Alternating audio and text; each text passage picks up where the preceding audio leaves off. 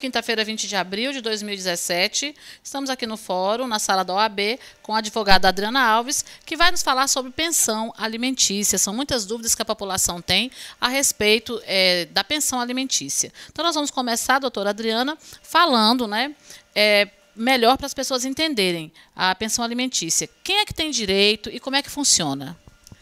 Primeiramente, boa tarde a todos os ouvintes do programa da Elisângela. Boa tarde, Barra do Corda. E vamos lá falar sobre a pensão alimentícia. A nossa Constituição, lá precisamente no artigo 229, inciso 1, ela diz o seguinte, que os pais têm o dever de assistir, criar e educar os filhos menores e os filhos maiores têm o dever de amparar os pais na sua velhice, né? Em caso de carência econômica mesmo, falando em caso de enfermidade. Então, a pensão alimentícia, ela é uma maneira em que se dá de prestar alimentos para aquela pessoa que não possui o meio próprio de subsistência, né? Então, quem tem o dever de pagar a pensão alimentícia? Quem tem o direito de receber a pensão alimentícia? O Código Civil brasileiro ele é bem claro e ele diz para a gente que deve pensão alimentícia aquele que tem o dever de arcar com aquela necessidade de alguém, né? No caso, o alimentante. Nós temos duas figuras, o alimentante e o alimentando, né? Bom, como que funciona isso? Eu sou uma mãe e tenho um filho que precisa desses alimentos. Alimentos, eles não englobam só comida, primeiramente, né? É todo aquele meio que é necessário para a subsistência humana. Então, tá, eu sou uma mãe e quero pedir para o meu filho. Eu posso? Posso, desde que haja aquele binômio, que no meu entender não é binômio, é o trinômio. Necessidade, possibilidade e proporcionalidade. Necessidade vem de quem? De quem está necessitando dos alimentos, né? A possibilidade de pagar os alimentos.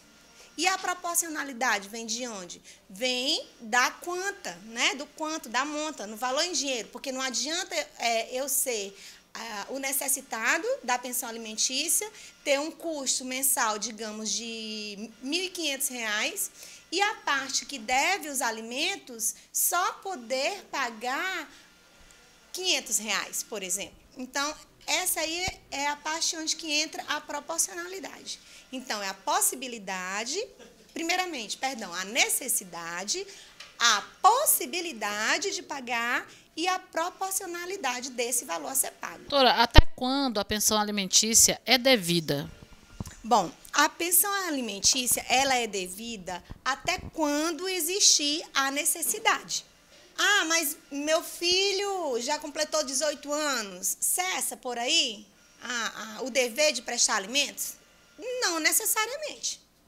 Por exemplo, se ele for um estudante, né, e houver comprovação de que ele é estudante, é dever ainda do pai ou daquele que está prestando a alimentação, os alimentos, continuar o seu dever de prestar tais alimentos.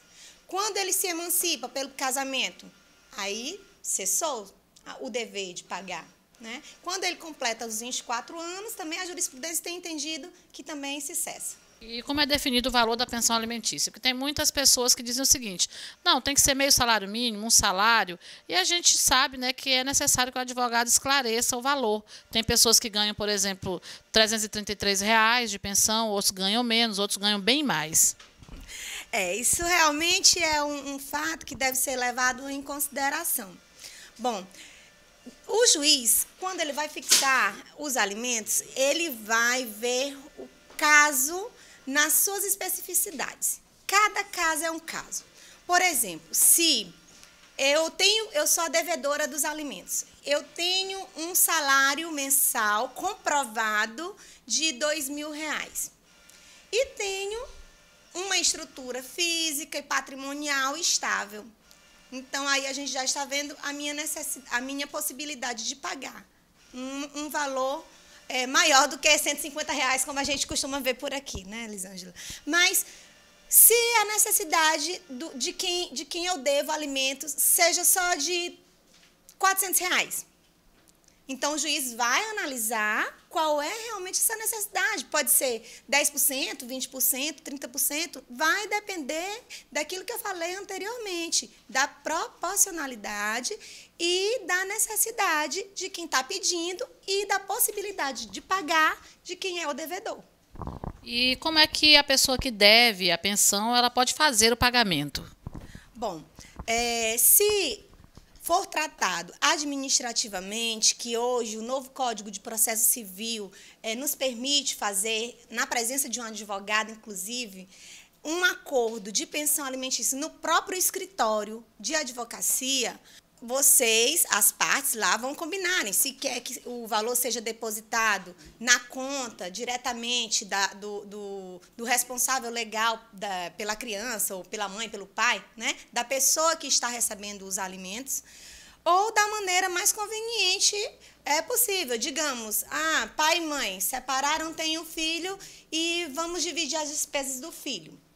Tá, lá no contrato de pensão alimentícia extrajudicial falando, né, eles vão fixar, eu vou prestar alimentos da seguinte forma, vou arcar com a educação, vou arcar com a saúde, mas tanto em dinheiro.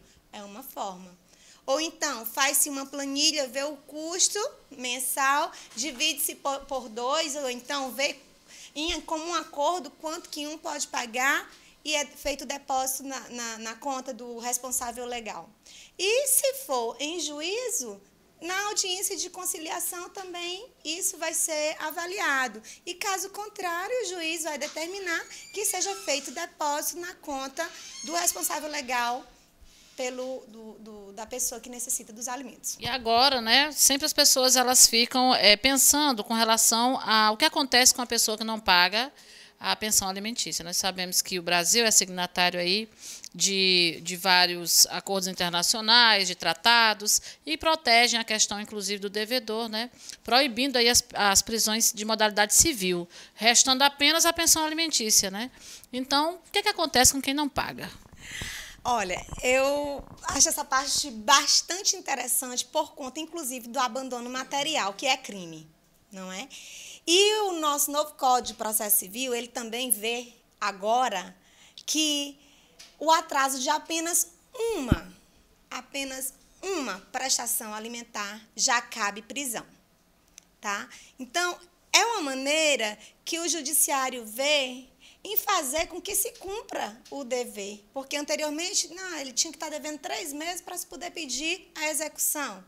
Né? Agora não, se ele dever uma prestação através de um advogado ou da Defensoria Pública, pode sim expedir a prisão do executado, certo? Do devedor. E ainda o nome dele poderá ser inscrito, né, no Serviço de Proteção de Crédito, ainda pode ter o seu patrimônio bloqueado, né, e a expropriação de seus bens. E agora, né, como é que a pessoa ela pode se livrar da pensão alimentícia? Quando é que o pai que paga a pensão, ou que tem filho que ainda não paga, mas que a mãe está ameaçando que vai pedir a pensão, quando é que ele se livra realmente e diz assim, eu não pago mais, eu não quero mais pagar? Nem deveria ser uma obrigação, porque a gente sabe que no afeto, no nosso dever familiar, as pessoas que são responsáveis, elas trabalham, e às vezes única e exclusivamente para o sustento da sua prole, né, dos seus filhos. Mas tem pessoas que, infelizmente, são muitas, que não têm essa responsabilidade. É verdade, Elisângela, você falou com todas as palavras que todos nós merecemos ouvir agora. Porém, não é porque eu não queira mais pagar a pensão alimentícia que eu não vou pagar. Por quê? Porque o juiz designou, não é, através de sentença, ou então o juiz homologou aquele acordo que foi feito lá no escritório de advocacia com o seu advogado e tornou-se aquilo um título executivo. Então, ele só vai se desobrigar quando ele entrar com um pedido de revisão, quando ele entrar com um pedido de